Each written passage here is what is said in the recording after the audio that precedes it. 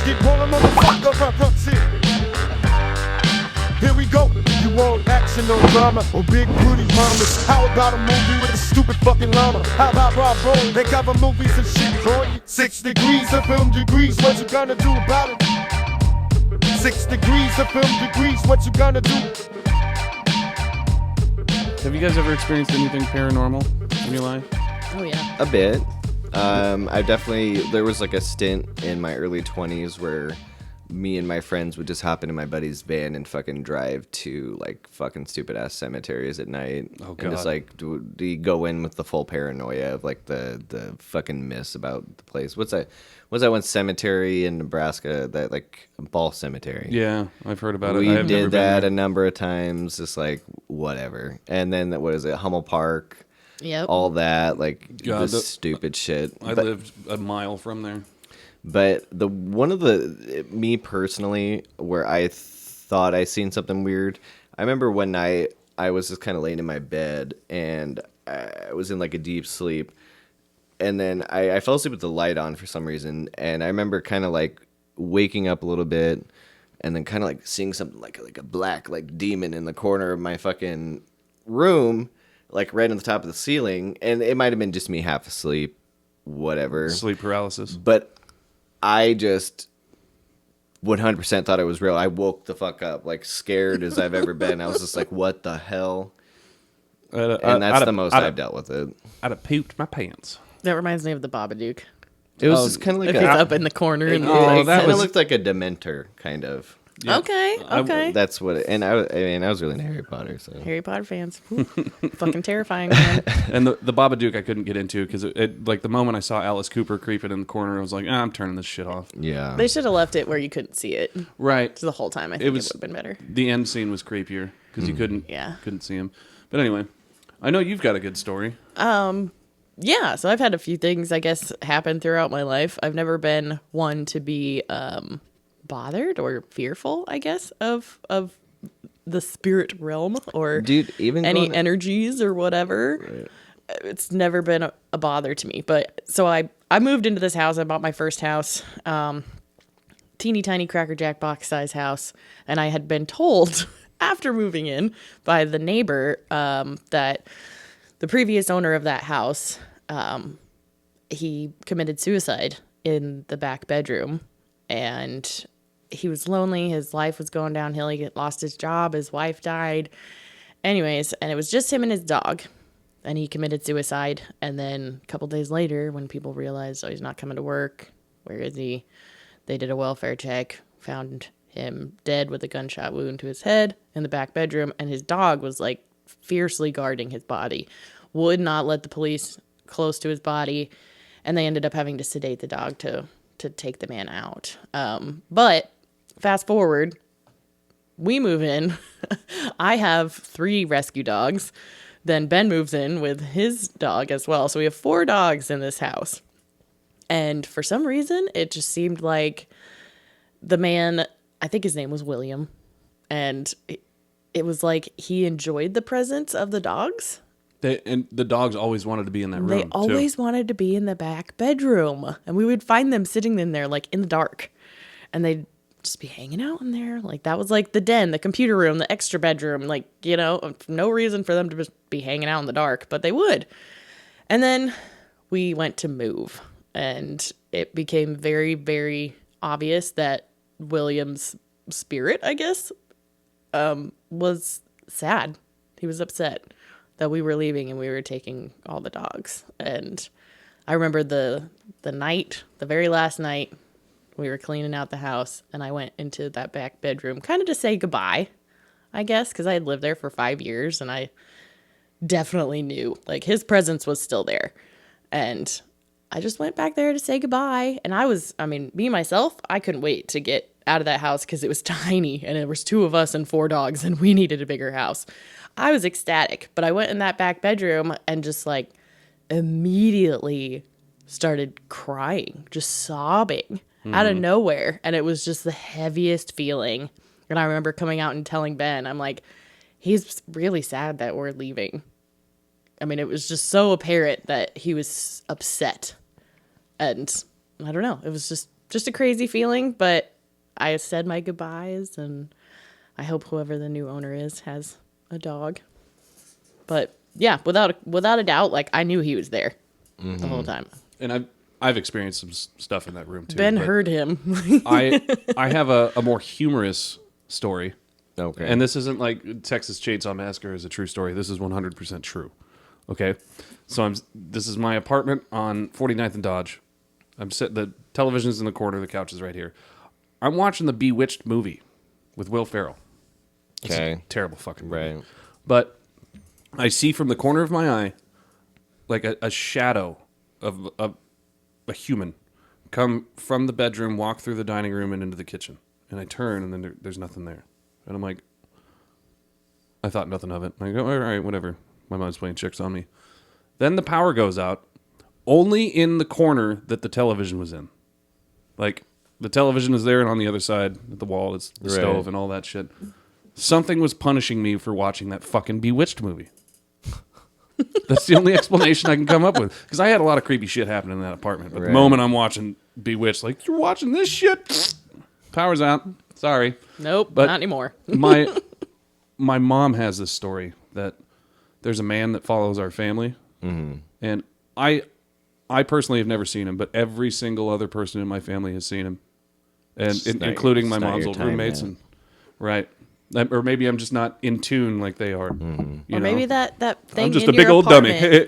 maybe the thing in your apartment was that guy. No, that was something evil. Oh. Like the So fruits of the devil. guy is not evil. I mean, No. I don't know. They're just trying to make sure you weren't watching a bad movie. That could be. But Like, why are you watching this shit? here is my mom's story. I am recording. Okay. Are you ready? You got a cigarette and a drink? No, just a second. Okay. Okay. All right. So the man who's followed the family. Tell me that story. I came home from a date about 10:30 on a weeknight, Okay. and Really I quick. What year was this? Like, give me like a time frame. probably 1966, and walked into the house, and my mother and father were sitting there watching the news, and my brother and my little sister were sitting there, and they all had this terrified look on their faces. And what had happened was, as I'm walking in the front door, something had materialized, like this dark shadow of a man Mm-hmm. that walked down the hall and went into my bedroom. And they were all stunned. I mean, horrified, right? Just did they say anything when you first walked in? No, they just looked at me. And my brother's going, Dad, who was that? I didn't know what was going on. And then they told me. I think my little sister slept in the bed with my mother that night, and my dad and my brother slept in the living room. But I didn't believe it. I went to bed. So I could see that. yeah, a few weeks later, I think I was a junior or a senior in high school. I never missed school, but it was a Monday morning, and I was really sick, and I stayed home from school. And my dad, who came home from work about 7:30, 8 o'clock in the morning, because he worked overnights, Mm-hmm. he sat down on his bed to take his shoes off. And apparently there was one of those old-fashioned dressers with the great big little dressing table, we used to call them, Okay. with the big mirror that reflected down the hallway. And I heard my dad yell, "Who are you and what are you doing?" And that woke me up. And then I heard my dad yelling, and I hear doors opening and closing. And apparently my dad had seen this person standing in the hallway with his hand on the bedroom door where I was. And then the door blew open, and my dad's going, "What the hell are you doing home?" And I said, "What's wrong?" He ran into my brother's room, which was right next to ours. He looked, in the closet behind the door. There was only a desk and a sofa bed in there and a file cabinet, and there was nobody in there. That's wild. And he comes back to my bedroom. Next to the bed, he goes, "Oh my God, what have you done?" Because we were not allowed incense or anything, because he said that was a door opening to another world. Right, but it was everywhere because it was the 60s. Yeah, well, my boyfriend had brought me some back from California over Christmas, right? Were you dating a hippie, Mom? No, as a matter of fact, he was pre-med. Oh, wow. So anyway, there was a round mirror hanging on the wall next to my bed above my little bookcase. And my dad goes, "Look at this. What have you done? You've opened a door." And I looked, the mirror was cracked with just like somebody had taken a glass cutter and scraped the symbol of a woman's flip, which was all the rage back then, only it was a little lopsided flip of her Okay. hairdo, right? And my dad grabbed that mirror, took it outside, and threw it in the fire barrel. And about 6 months later, I was sitting around with a bunch of people, and we were going over, remember it was the 60s, going over zodiac signs. Mm-hmm. Oh, And people still do that today. I was just talking about zodiacs last night. okay, well, somebody showed me I knew Leo was the lion, right? Mm-hmm. But then they showed me the symbol, which was that same symbol, kind of a Mm-hmm. lopsided flip, and that just freaked me out. I'd believe it. I lost roommates because they saw this person in the hallway between our bedrooms. I can remember. I remember you telling me this. Who was your roommate? Well, the first one I lost was Rita Peters. That's who it was. Okay. Yeah, and she and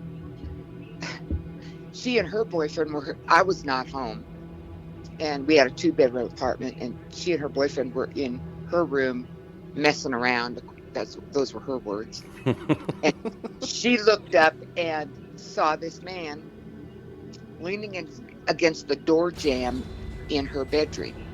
And she yelled, "Who's that man?" And her boyfriend, who thought he was a real stud muffin, jumped up to go get him, right? And he ran over all the apartment, and the man wasn't anywhere, no closets, nowhere in the apartment. And the door had the chain lock latched on the inside, and the man was gone. Freaked her out so much.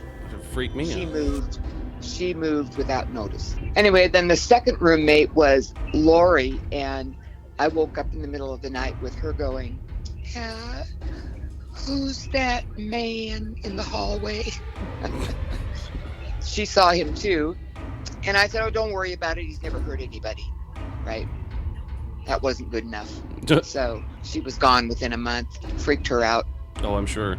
Yeah, and your dad has seen him. Your dad's dog went after him. I was living in a townhouse, and we could hear somebody walking around upstairs, and it was just me and your dad there. We were dating at the time. Mm-hmm. And it just continued. Because I remember Samantha said when she was 2 or 3. She came down into the room, and Mommy, tell Joe to get out of my bedroom and stop staring at me. Your dad and I both went upstairs, and Joe was sound asleep. Joe has an experience similar to your first roommate, Right. where they see him, he runs out of the room, and it was that house on Blondo. He turns the corner, all the windows are shut and locked, the door is dead bolted. There's nowhere for him to run but the living room, and he was just gone. And it was 2 seconds, Joe says. Right. And then David's seen him in his bedroom at the Pepperwood house. Right. When was the last time you saw him, the man? Before we moved into the big house, when we were living in the double wide waiting for the big house to be built, Mm-hmm. and I walked from the laundry room with a load of kids' clothes all folded neatly in my arms to take to your bedrooms, and it was probably 11:30 at night, and I turned, and there he was leaning on the back of the wing chair, and I just, it always jolts you. Mm-hmm. I just jumped, and the clothes went flying, and poof, he was gone. Can you describe what he looked like? Was it like a mostly shadowy figure, but you could make out some details of a face, You or could was make out features, but it was always kind of like he was in a fog. I never saw him as flesh. Makes sense? Yeah, it makes total sense. Like a shadowy figure, like an apparition or whatever. Mm-hmm. But you could make out his features, and he did look like Uncle Joe. So anyway, I'll shut up now. You are completely fine. I appreciate you recording this for me, Ma. You are quite welcome. I hope it comes out. All right, I appreciate it, Ma. I love you. You're welcome. I love you too. Bye-bye. Bye. But yeah, it's just so fucking weird. Like, I've never seen this dude, but everybody else in the family has. Like, you ask any of my immediate family, somebody has a story about him.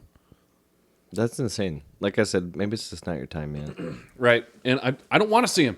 Right. Like, I don't want to see him. Tess is like, fuck, it's me next.